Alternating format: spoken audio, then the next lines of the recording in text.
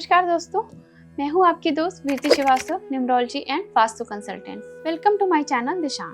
दोस्तों, अभी तक मैंने आपके साथ न्यूमरोलॉजी की बहुत सारी ऐसी वीडियो शेयर की हैं जिसमें आपके साथ मैं बात करती हूं आपके नंबर्स के बारे में कि कैसे हम नंबर्स को इम्प्रूव करके अपनी लाइफ को चेंज कर सकते हैं, अपनी लाइफ में सक्सेस पा सकते हैं, अपनी लाइफ में ग्रो कर सकते हैं। लेकिन आज मैं आपके लिए वास्तु की एक ऐसी वीडियो लेकर आई हूँ जिसमें मैं आपसे बात करूंगी आपके घर के एक बहुत अहम हिस्से के बारे में, जो कि है आपके घर का ब्रह्म स्थान। वीडियो को स्टार्ट करने से पहले मेरी आपसे एक छोटी सी रिक्वेस्ट है कि आप मेरे चैनल को सब्सक्राइब कर लीजिए। अगर अभी तक आपने मेरे चैनल को सब्सक्राइब नहीं किया या फिर आप मेरे चैनल पर नए आए हैं तो जल्दी से पहले चैनल को सब्सक्राइब कर लीजिए और बेल आइकन को हिट कर दीजिए ताकि आने वाली जितनी भी वीडियो है उन सभी की नोटिफिकेशन आपको जल्द से जल्द मिल सके।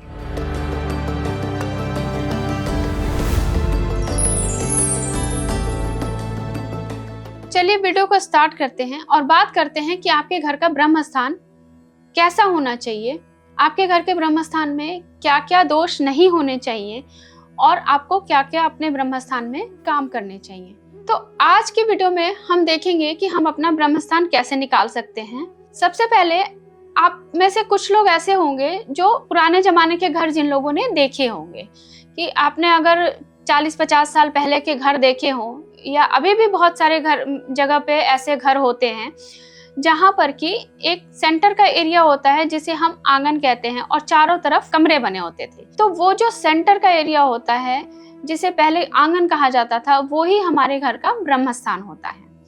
अब मैं आपको बताती हूँ कि आपको अपने घर का ब्रह्म स्थान कैसे निकालना है। अब कई सारी मेट्रो सिटीज में क्या होता है कि बहुत सारी मल्टी स्टोरीज बिल्डिंग बन गई हैं और उसमें फ्लैट सिस्टम आ गया है। पहले के टाइम में लोग अपना प्लॉट खरीद के अपना घर बनाते थे, लेकिन आजकल बहुत ज्यादा रिवाज हो गया है फ्लैटों में रहने का। तो मैं आपको दोनों तरीके बताऊंगी कि अगर आप फ्लैट में रहते हैं तो आप अपना ब्रह्म स्थान कैसे निकाल सकते हैं और अगर आपने अपना घर बनाया हुआ प्लॉट लेकर के तो आप अपना ब्रह्म स्थान कैसे निकाल सकते हैं। तो चलिए स्टार्ट करते हैं। आपको सबसे पहले क्या करना है कि आप अपने घर का मैप ले लीजिए। आप अपने मैप को एक स्क्वायर बॉक्स बना लीजिए या रेक्टेंगुलर जैसा भी आपका घर है उसका बॉक्स, पूरे घर का बिल्ड एरिया का बॉक्स बना लीजिए और उसको 9 पार्ट में डिवाइड कर दीजिए, यानी कि 9 आपके बॉक्सेस बन जाएंगे उसमें। और उस 9 बॉक्सेस में जो आपका मेन सेंटर का एरिया होता है वो होता है आपके घर का ब्रह्म स्थान। हमने अपना 9 बॉक्स बना के सेंटर का एरिया निकाल लिया। आप किसी फ्लैट में रहते हैं तो आप बिल्ड एरिया का आसान है आपके लिए, बहुत इजी तरीके से आप अपना 9 बॉक्स बना सकते हैं और उसका सेंटर निकाल सकते हैं। एक क्वेश्चन मेरे पास अक्सर मेरी कंसल्टेशन के दौरान ये आता है कि जो लोग अपना प्लॉट लेकर जमीन से घर बनाते हैं, अगर वो फ्लैट में नहीं रह रहे हैं, वो अपना प्लॉट लेकर जमीन से घर बना रहे हैं, तो उनको ये कंफ्यूजन रहती है कि वो अपने घर का सेंटर कैसे निकालेंगे।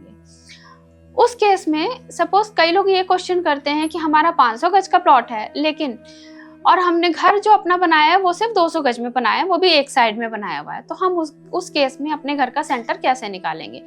तो उस केस में आप लोगों को क्या करना है कि आपका उस केस में भी सेम तरीका होगा सेंटर निकालने का, यानी कि आप अपने सिर्फ बिल्ड एरिया का सेंटर निकालेंगे। जितने एरिया में आपने अपने घर बनाया होगा आप सिर्फ उस एरिया का 9 ब्लॉक्स बना लीजिए और उसका सेंटर निकाल लीजिए, चाहे वो स्क्वायर हो या रेक्टेंगुलर। तो बीच का जो बॉक्स होगा आपका वो पूरा एरिया ब्रह्म स्थान कहलाएगा। आपको खुले एरिया का पूरे प्लॉट का सेंटर कभी भी नहीं निकालना है। ये तो हमने बात की कि हमें अपने घर का सेंटर कैसे निकालना है। उम्मीद करती हूँ आप सभी ने सेंटर निकालना सीख लिया होगा। चलिए अब मैं आपसे बात करती हूँ कि हमें अपना ब्रह्म स्थान कैसा रखना चाहिए। अब जैसा कि मैंने आपको पहले बताया है कि पहले जमाने में हमारा जो घर होता था, हमारे पास एक आंगन होता था जो कि खुला होता था, हवादार होता था, उसमें पर्याप्त मात्रा में सूर्य की रोशनी आती थी। लेकिन आजकल जब मल्टी स्टोरी बिल्डिंग्स में लोग रहने लग गए हैं, फ्लैटों में रहने लग गए हैं, तो ये चीज फ्लैटों में तो पॉसिबल होती नहीं है। तो उसके लिए हम क्या कर सकते हैं कि हमें कुछ बेसिक बातें हैं, कुछ बहुत इंपॉर्टेंट चीजें हैं जिन चीजों का ध्यान रखना है कि हमारे ब्रह्म स्थान में ये चीजें नहीं होनी चाहिए, जो कि एक बहुत बड़ा वास्तु दोष माना जाता है। तो अगर आपके घर में ब्रह्म स्थान में टॉयलेट आ जाता है, आपके घर के ब्रह्म स्थान में किचन आ जाती है या स्टेयरकेस आ जाता है, लिफ्ट आ जाती है, पिलर्स आ जाते हैं, तो ये चीजें आपके घर के ब्रह्म स्थान में एक बहुत बड़ा वास्तु दोष माना जाता है। आप कोशिश करें कि ये सारी चीजें आपके घर के ब्रह्म स्थान में ना आए।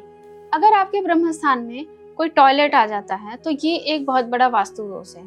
ये आपके लाइफ में बहुत सारे हेल्थ इश्यूज क्रिएट करता है और आपको समझ नहीं आएगा, बार बार एक के बाद एक कोई ना कोई हेल्थ इश्यू आपके लाइफ में लगा ही रहेगा। आपके घर में आपके या आपके फैमिली मेंबर को कुछ ना कुछ हेल्थ इश्यूज लगे ही रहेंगे। अगर आपके ब्रह्म स्थान में सीढ़ियाँ यानी कि स्टेयरकेस या कोई पिलर्स वगैरह आ जाते हैं तो ये आपकी सक्सेस को रोकता है, आपकी ग्रोथ को रोकता है, आपको लाइफ में सक्सेस होने में बहुत परेशानी देगा। आप लाइफ में बार बार कोशिश करेंगे लेकिन सक्सेस होने में आपको बहुत ज़्यादा प्रॉब्लम्स आएंगी। अगर आपके घर के ब्रह्म स्थान में कोई कूड़ा कचरा रखते हैं, आप साफ सफाई नहीं रखते हैं, तो वो आपके घर में एक नेगेटिव एनर्जी क्रिएट करता है, वो आपके घर को पॉजिटिव एनर्जी नहीं आने देता। हमारे घर में ब्रह्म स्थान से बहुत सारे जगहों पे एनर्जी का फ्लो होता है, तो अगर हमारे पास घर में कूड़ा कचरा या साफ सफाई नहीं होगी तो कई जगह मैंने ऐसा देखा है कि घर में आपके सेंटर में कुछ टेबल वगैरह रखी है, कोई अलमीरा रखी है, जिसमें कि क्या होता है कि कुछ सामान रखा है आप लोगों ने और कई दिनों से उसको साफ ही नहीं करते हैं, सफाई नहीं करते, उस पर डस्ट जम जाती है। तो ऐसी चीजें आपके घर के ब्रह्म स्थान में अगर होती हैं तो ये आपकी लाइफ में, आपके घर में नेगेटिव एनर्जी क्रिएट करती हैं, जो आपके लिए कई सारी चीजों में प्रॉब्लम्स बनती है। तो कोशिश करें कि हम अपना ब्रह्म स्थान हमेशा साफ सुथरा रखें। आपको अपने घर के ब्रह्म स्थान में कभी भी कोई भारी फर्नीचर नहीं रखना चाहिए, जैसे बेड हो गया, सोफा हो गया, अलमीरा हो गई, ये सारी चीजें आपको आपके ब्रह्म स्थान में नहीं रखनी चाहिए। अब हम बात करते हैं कि आपको अपने घर का ब्रह्म स्थान कैसा रखना चाहिए। तो सबसे पहले तो सफाई बहुत ज़रूरी है। आपको अपने घर के ब्रह्म स्थान को बिल्कुल साफ सुथरा, नीट एंड क्लीन रखना ज़रूरी है।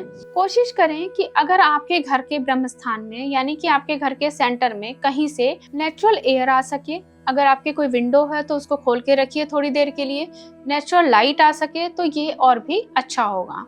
आप अपने घर के ब्रह्म स्थान में कुछ हल्के फर्नीचर रख सकते हैं।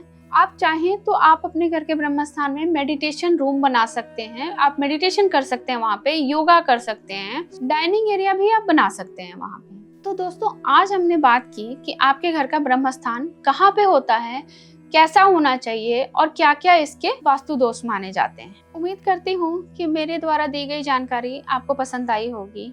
अगर आपके पास कोई क्वेश्चन है तो आप मुझे कमेंट करके शेयर कर सकते हैं, और अगर आपके कोई एक्सपीरियंस है तो आप वो भी मेरे साथ शेयर कर सकते हैं कमेंट के थ्रू। मैं कोशिश करूंगी कि आपके सभी क्वेश्चन का जल्द से जल्द रिप्लाई कर सकूं। मैं आपसे फिर मिलूंगी एक नई वीडियो में एक नए टॉपिक के साथ।